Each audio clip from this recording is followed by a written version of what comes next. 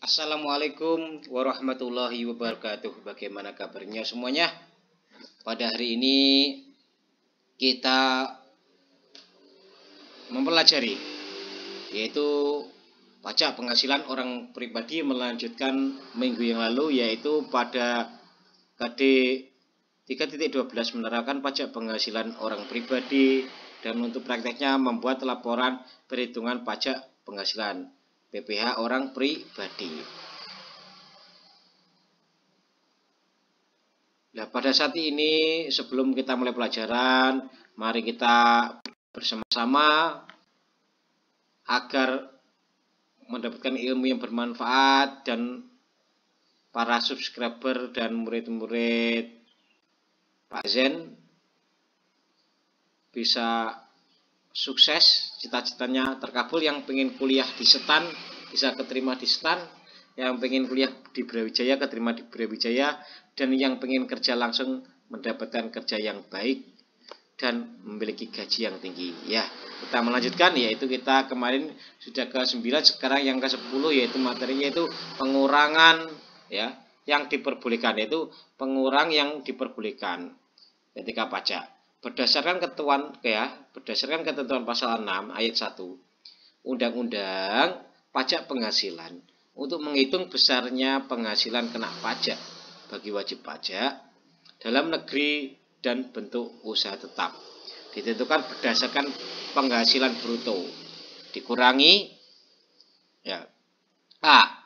Biaya untuk mendapatkan, menagih, dan memelihara penghasilan, termasuk biaya pembelian bahan, biaya yang berkenaan dengan pekerjaan atau jasa, termasuk upah, gaji, honorarium, bonus, gratifikasi, dan tunjangan yang diberikan dalam bentuk uang, bunga, sewa, royalti, biaya perjalanan, biaya pengolahan limbah, piutang yang nyata-nyata tidak dapat ditagih.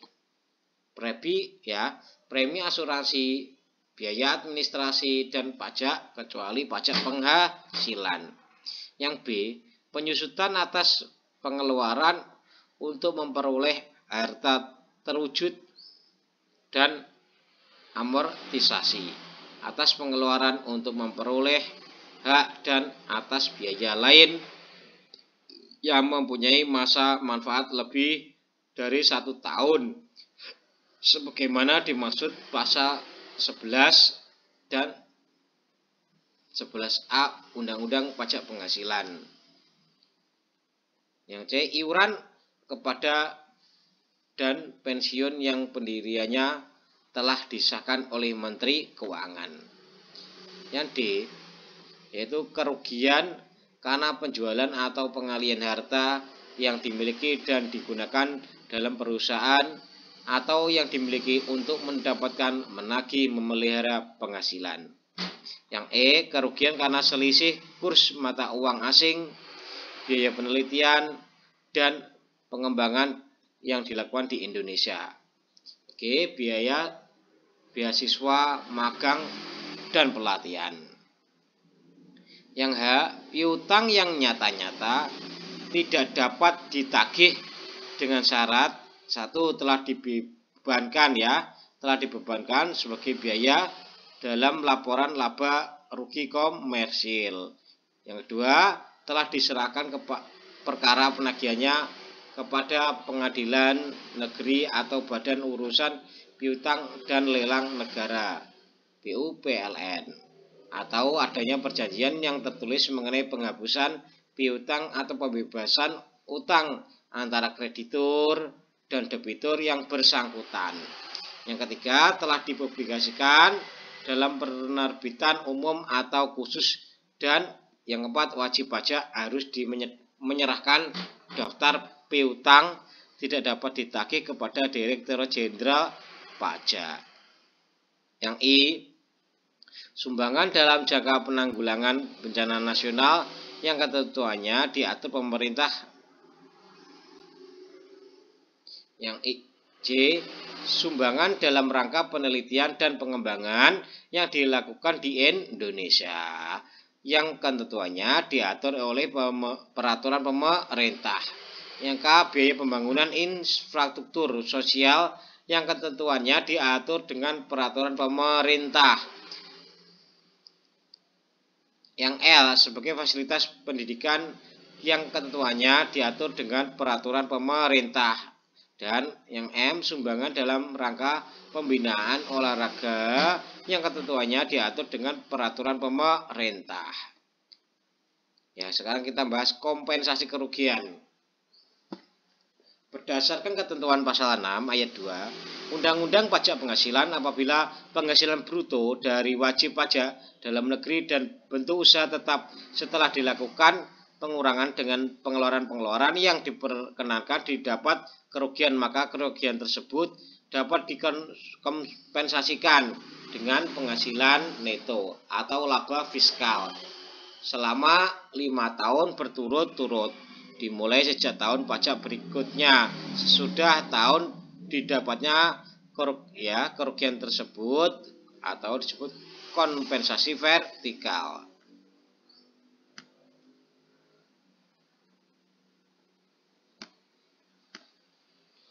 Penghasilan tidak kena pajak. Peraturan tarif PTKP tahun 2016 adalah PMK.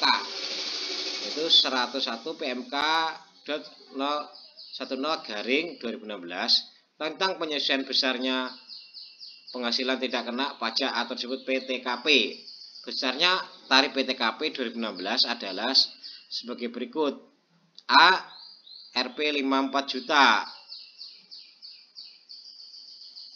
untuk diri wajib orang pribadi, Rp 4.500.000 ya, tambahan untuk wajib pajak yang kawin.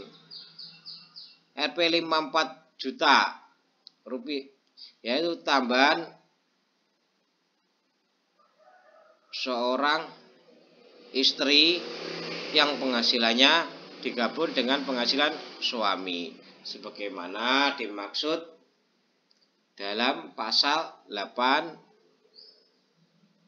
ayat 1 Undang-Undang nomor tahun 1983, itu Undang-Undang nomor 7 tahun 1983 tentang pajak.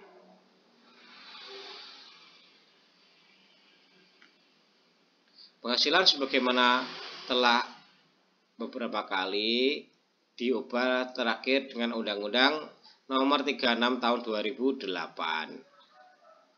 Rp4.500.000 itu tambahan untuk setiap anggota keluarga, saudara, dan keluarga semenda dalam garis keturunan lurus serta anak angkat yang menjadi tanggungan sepenuhnya paling banyak 3 untuk setiap keluarga. Biaya jabatan dan biaya pensiun. Besarnya biaya jabatan yang dikurangkan dari penghasilan bruto untuk penghasilan pemotongan pajak penghasilan bagi pegawai tetap ditetapkan sebesar 5% dari penghasilan bruto, setinggi-tingginya Rp6 juta atau Rp5 juta per bulan. Besarnya biaya pensiun yang dikurangkan dari penghasilan bruto untuk perhitungan pemotongan pajak penghasilan bagi pensiunan ditetapkan sebesar 5% dari penghasilan bruto, setinggi-tingginya Rp2.400.000 setahun atau Rp200.000 dalam sebulan. Pengeluaran yang tidak boleh dikurangkan dari penghasilan bruto. Berdasarkan ketentuan pasal 9 ayat 1 Undang-Undang Pajak Penghasilan, untuk menentukan besarnya penghasilan kena pajak bagi wajib pajak dalam negeri dan bentuk usaha tetap tidak boleh dikurangkan.